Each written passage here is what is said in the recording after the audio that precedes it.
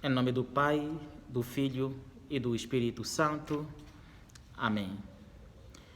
Queridos irmãos e queridas irmãs, celebramos hoje e amanhã a solenidade de Pentecostes. O tema deste domingo, portanto, é o Espírito Santo. Dom de Deus a todos os crentes, a todos os cristãos e cristãs. O Espírito que dá vida, renova, transforma, constrói comunidade e faz nascer o homem e a mulher novos. Mas também, hoje nós celebramos a festa da visitação de Nossa Senhora e, em particular, celebramos a festa da nossa padroeira, Nossa Senhora da Boa Nova. Minha intenção agora volta-se para as leituras que foram proclamadas como palavra do Senhor e palavra da salvação, isto é, para a primeira, a segunda leitura e o Evangelho. Na primeira leitura, tirada do livro dos Atos dos Apóstolos, São Lucas nos coloca a experiência do Espírito no dia de Pentecostes. O Espírito é apresentado como a força de Deus através de dois símbolos: o vento de tempestade e o fogo. Estes símbolos evocam a força irresistível de Deus que vem ao encontro do ser humano, comunica com o ser humano e que, dando ao ser humano o Espírito, constitui a comunidade de Deus. O Espírito é apresentado em forma de língua de fogo. A língua não é somente a expressão da identidade cultural de um grupo humano, mas é também a maneira de comunicar, de estabelecer laços entre as pessoas, de criar comunidade. Portanto, falar em línguas é criar relações. É a possibilidade de superar o egoísmo, a divisão, o racismo, a marginalização.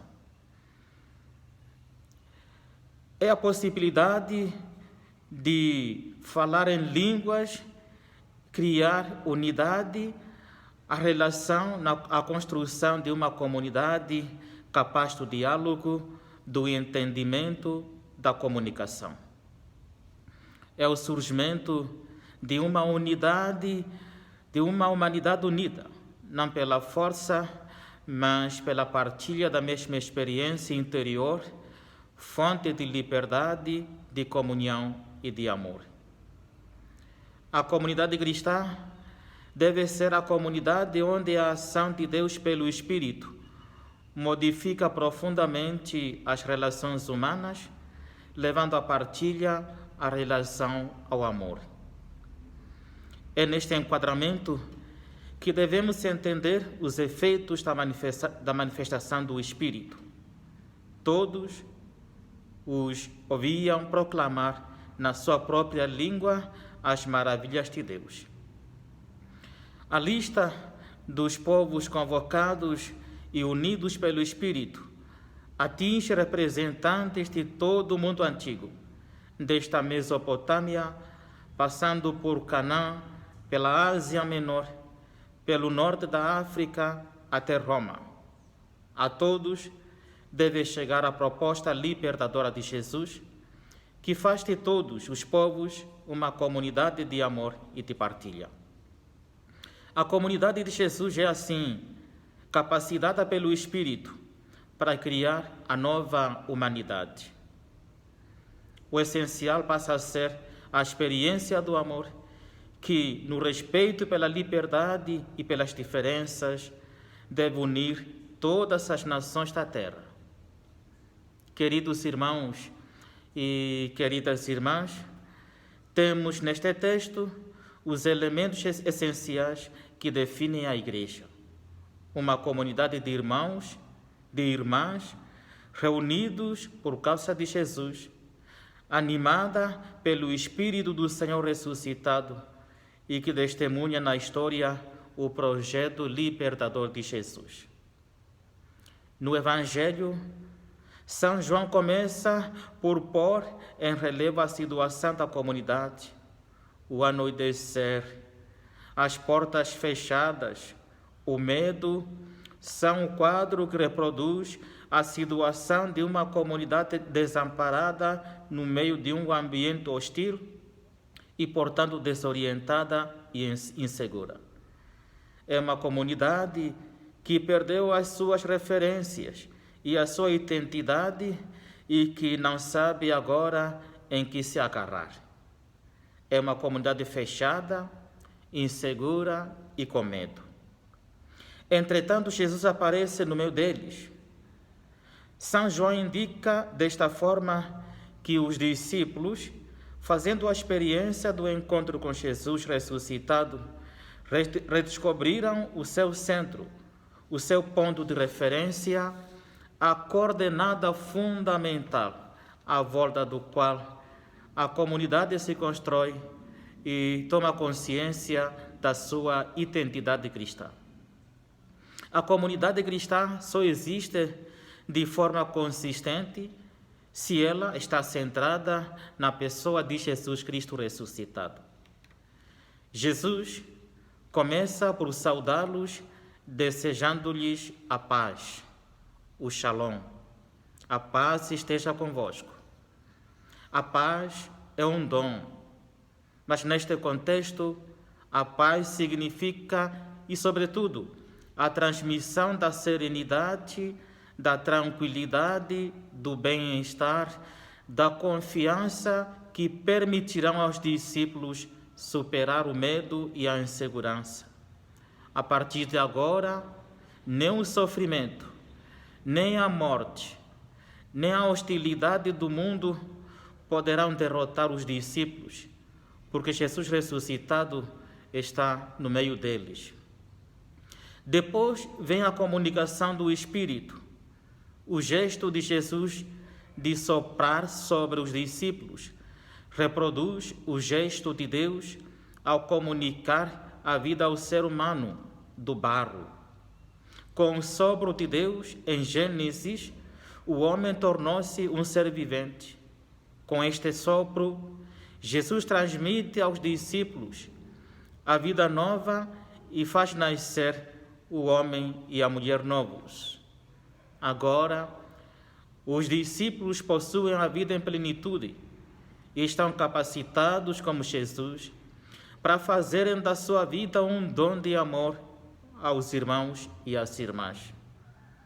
Animados pelo Espírito, eles formam a comunidade da nova aliança e são chamados a testemunhar com gestos e palavras o amor de Jesus. Finalmente, Jesus explicita qual é a missão dos discípulos. A missão consiste na eliminação do pecado. As palavras de Jesus não significam que os discípulos possam ou não, conforme os seus interesses ou a sua disposição, perdoar os pecados. Significam apenas que os discípulos são chamados a testemunhar no mundo essa vida que o Pai quer oferecer a todos os seres humanos. Quem aceitar essa proposta será integrado na comunidade de Jesus. Quem não aceitar continuará percorrendo caminhos de egoísmo e de morte, isto é, caminhos do pecado. Queridos irmãos e queridas irmãs, a comunidade cristã só existe de forma consistente se ela está centrada em Jesus. Jesus é a sua identidade e a sua razão de ser. É nele que superamos os nossos medos, as nossas incertezas, as nossas limitações, para partirmos à aventura de testemunhar a vida nova do homem novo. É preciso ter consciência da presença contínua do Espírito em nós e nas nossas comunidades e estar atentos aos seus apelos, às suas indicações, aos seus questionamentos.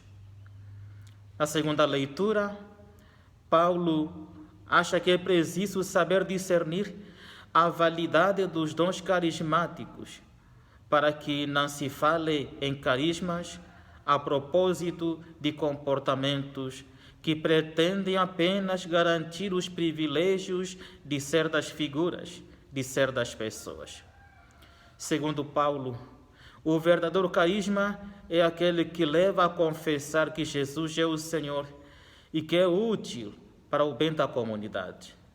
De resto, é preciso que os membros da comunidade tenham consciência de que, apesar da diversidade de dons espirituais, é o mesmo Espírito que atua em todos, que apesar da diversidade de funções, é o mesmo Senhor Jesus que está presente em todos, que apesar da diversidade de ações, é o mesmo Deus que age em todos, não aportando cristãos de primeira e cristãos de segunda. O que é importante é que os dons do Espírito resultem no bem de todos e sejam usados não para melhorar a própria posição ou o próprio ego, mas para o bem de toda a comunidade cristã. Paulo conclui o seu raciocínio comparando a comunidade cristã a um corpo com muitos membros. Apesar da diversidade de membros e de funções, o corpo é um só. Em todos os membros circula a mesma vida, o mesmo sangue, pois todos foram batizados num só Espírito e beberam um único Espírito.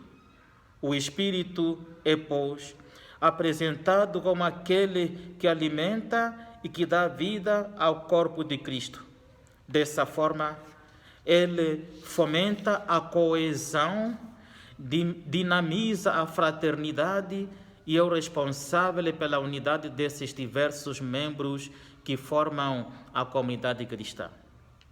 Queridos irmãos e irmãs, no entanto, encontramos com algumas frequências cristãos e cristãs com uma consciência viva da sua superioridade e da sua situação à parte na comunidade, seja em razão da função que desempenham, sejam em razão das suas qualidades humanas, que gostam de mandar e de fazer-se notar. Os dons que recebemos não podem gerar conflitos e divisões, mas devem servir para o bem comum e para reforçar a vivência comunitária. É preciso ter consciência da presença do Espírito. É Ele que alimenta, que dá vida, que anima, que distribui os dons conforme as necessidades. É Ele que conduz as comunidades na sua caminhada pela história. Ele foi distribuído a todos os cristãos e cristãs e reside na totalidade da comunidade. Oremos. Vindo Espírito Santo, enchei os corações dos vossos fiéis e acendei neles o fogo do vosso amor. Enviai o vosso Espírito e tudo será criado e renovareis a face da terra. Ó Deus, que instruístes os corações dos vossos fiéis com a luz do Espírito Santo, fazei que apreciemos retamente todas as coisas segundo o mesmo Espírito e gozemos da sua consolação por Cristo nosso Senhor. Amém. Em nome do Pai, do Filho e do Espírito Santo. Amém.